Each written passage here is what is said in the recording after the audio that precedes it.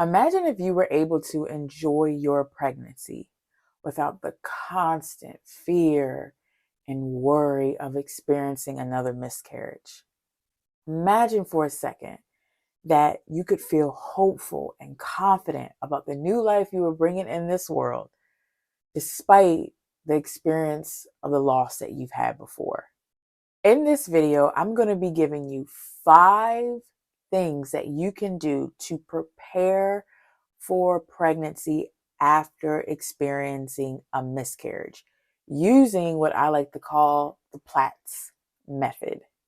So it's February 2021, and me and my husband, we were fairly newlyweds. We got married in 2020, and we were excited to have kids. We had been trying but not trying. You guys know how that can go. I took the test and I decided that I was going to get him a gift, put it in a gift bag. He got home from work and I was like, oh, I got you something. It's a just because gift. And so he sees it and he's like, we're both super excited. He's like, are you serious? And I'm like, yeah. Like, I'm already imagining life.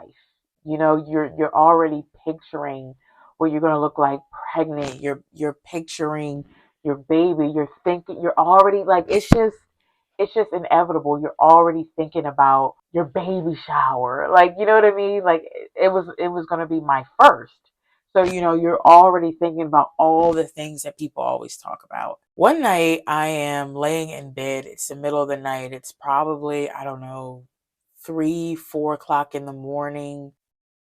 I wake up out of my sleep to this terrible stomach pain. And I run to the bathroom and I saw the blood. And in that moment, I feel like I went numb. Like my limbs, my mind, um, I knew in my heart, you guys, and in my gut, something was wrong. I started crying and I run out the bathroom. My husband runs to the bathroom. I can't remember who ran to who because I was so emotionally overwhelmed at the time. And I just remember saying to him, and I was crying, I was like, something's wrong. So this was 2021, and there was still a lot of COVID restriction. And I had to go in my appointment by myself. So my husband couldn't be with me, and I am laying on this, what seemed like a freezing cold table. It was cold in the room. The table was cold. It was uncomfortable. But I had the sweetest nurse. And I feel like God gave me someone because I was alone. The doctor comes in, they do the exam, and she's like, I don't see a baby. I think at that point, you guys, when I say I went numb, like felt like my limbs went numb in the bathroom, I felt like in that moment my heart went numb. I didn't even cry when she said it. She said, are you okay? And I just went, I got my stuff, put on my coat because it was cold outside at the time. I walked out the doctor's office alone. I walked to the parking lot and I got in the car because my husband was in the car waiting for me. And I just sat there and I just shook my head. And then I started crying. I learned a lot through this process. And the next following year, I'm pregnant again. So 2022, January, find out I'm pregnant again. and the emotions and the doubt and the insecurity and the fear ripped me because I immediately said it's going to happen again. And instead of focusing on the life that I was blessed with, and I knew nothing absolute, we know nothing matter of fact, but the fear flooded the room. And I knew that I had to do something different. I had to make a choice and prepare for my pregnancy in a different way. And that is what I'm going to be helping you guys with today, is how I did that so that you can do it too. And the happiest part about that, you guys, is that I had a happy, healthy baby boy, and he was born September 7th of 2022. So God is amazing. What I knew at that time was that my will was not going to be enough. And I knew that my words were not going to be enough. I knew that my thoughts were not going to be enough. It was not going to get me through this pregnancy after experiencing what I had experienced before. So, what I needed were God's promises. What I needed was to fill my mind with the word and promises of God. It's impossible to not think of something. Like, it's impossible, right, to tell yourself, don't think of this, and think that you're not going to think about it. The thing that you tell yourself, do not think about this, your mind says, think about it. Happens every time. Don't think about that. Don't have that thought. Don't do that. And then it's like your mind says, okay, think about it. Okay, think about it. Okay, think about it. And it seems like the thought comes even more. So, what we have to do is that we have to go into battle with those thoughts.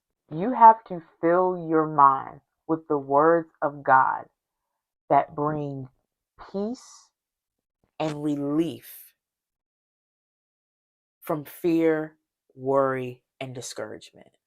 One of the things that I did was, as I was going through my pregnancy, and especially during that first trimester, those thoughts of worry and fear, it's not like they said, well, she's trying to do something different this time, guys, so let's ease up now.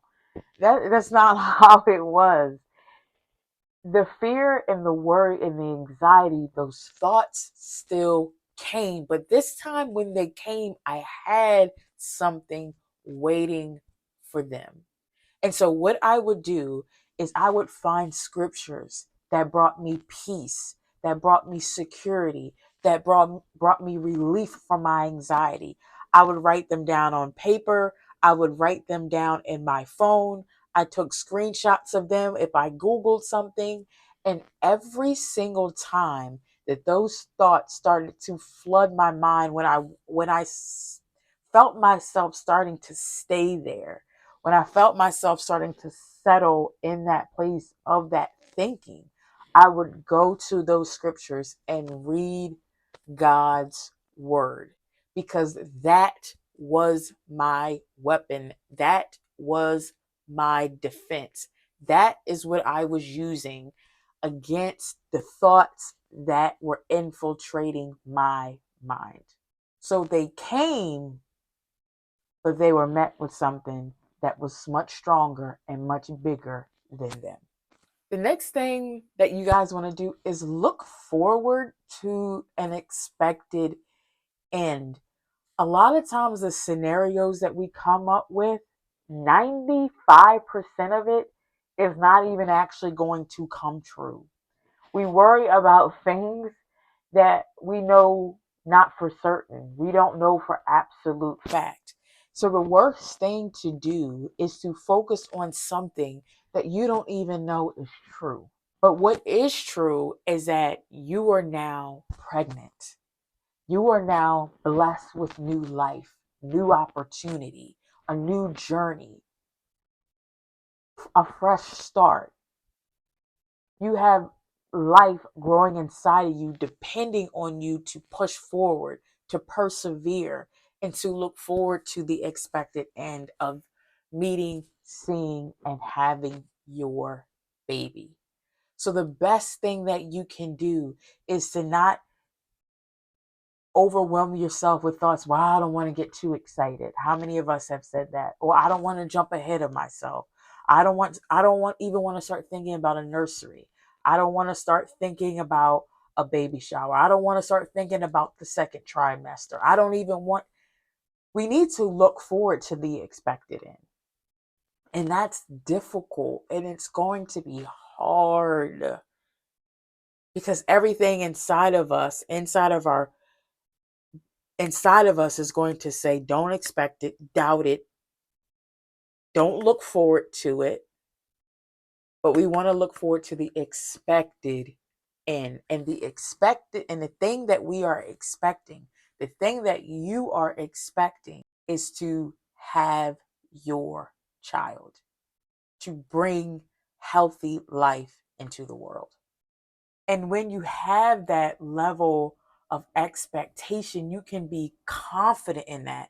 That is going to bring optimism. That's going to make you to be optimistic of the future. You're not going to be so much a doubter. You're going to be more optimistic and you're going to say, you know what, maybe this can be different. You know what, why not start the list for my registry? Why not look forward to this? You have to do something different this time. When I got pregnant with my son, so my second pregnancy, I had one request, one prayer in the very beginning when I found out I was pregnant. God, let your peace be with my baby. And let your peace, your spirit, dwell inside with him. That was my prayer. Do you know what people say about my son today? And I hear it everywhere. Just people that know him, people who don't know him like that, they'll say, he's so peaceful. He's so chill. He's so happy. And every time someone says that to me, it reminds me of that prayer that God answered for me. Always pray. Pray when you find out. Pray after you find out. Pray every morning. Pray before every appointment. Pray after every appointment. I can't tell you how many times I have left appointments scared, worried, feeling defeated. I prayed. I kept praying. I kept praying. I kept praying. You have to go to the only one that can control what you can't control. God is the only one who controls life itself. You can put your hope in that because it's not on you. The doctor doesn't have control. The nurse, you, nobody has the control. God has the control of life itself. So you can be secure in the fact that God is in control, that he knows everything, every little detail. He knows exactly what's going to happen, when it's going to happen, how it's going to happen. And he's going to maneuver your path in the way that it needs to go. Will we understand everything? No. Does that mean it's going to be an easy path, a nice walk? No, it doesn't mean that. But it means that God is with you. And if God be for you, who can be against you? So security in that, get reassurance in that, and put your hope in Him. Put your faith in Him and not yourself. It takes the load completely off of you. Cast your cares onto God. Cast your cares onto Him. Your worries, your burden, cast it onto Him. It takes the load off of you and say, God, control what I can't control. This is in your hands and not my own. Let your will be done. And rest. Find rest with Jesus in that space. This is one of the places that, of course, I feel like women who have experienced this struggle with the most is thoughts and emotions. What would it mean for you if you were able to work through your thinking, get out your thoughts, and express yourself about how you're feeling throughout your pregnancy journey? How would it feel? I know that for me, I struggled a lot with expressing how I was feeling. And I had a hard time expressing and working out the things that were on my heart and mind. It was the difference between a good day for me and a bad day for me, how well I was able to process through everything. And many times I just felt anxious and just completely overwhelmed until I started to get my thoughts down on paper and I began to process through what was going on in my mind. And this is honestly one of the reasons why I created the Mamas of Miscarriages journal, because it helped me focus on what was most important. It helped me focus on that expected end while also being able to work through my thoughts and emotions. And that really helped me ease my worry and stress. And I will put a link if you guys want to check that out. I recommend that you grab it for yourself. I'm just going to show you guys I have one on hand. It's the Mamas of Miscarriage Journal. It's a week by week journal for pregnancy after loss. And if you're looking to get some relief and ease any stress or worry, that is something that you need. And lastly, you guys want to seek out support. Go to your spouse, go to family, go to a friend. And if you feel like you have no one to go to, no one who understands you, always seek out counseling. And that's great for anyone who has experienced a miscarriage. I am no medical expert. Okay, these are just my personal experiences and things that I think will be helpful for you. But if you feel like you are beyond any of this, please go seek some counseling. Go talk to someone if you feel like you need more than just family, a friend, or a spouse. However, if you're like, I just need some encouragement, like I just need a pick me up, I just need somebody who's going to say, girl, I got you. Feel free to email me, you guys, and I will personally send you a message back. I will put my email down below. Just put something in there like, baby on the way, girl. Hey, girl, I'm pregnant, like something. And I will read your email and I will send you back an encouraging word. Again, I can't give you medical advice or anything like that. But if you're just looking for someone who's been there, and I get it, like I get you, like I've been there and I get it. If you would like to reach out to me, I will put my email below and you can hit your girl up. Feel free in the comments to express yourself. Feel free to give your personal testimony, your personal story. If you have anything that you think will be beneficial to someone who is reading and who stopped by to watch this video, go ahead and comment below. And remember, be joyful in your hope, patient during your journey, and faithful in your prayers.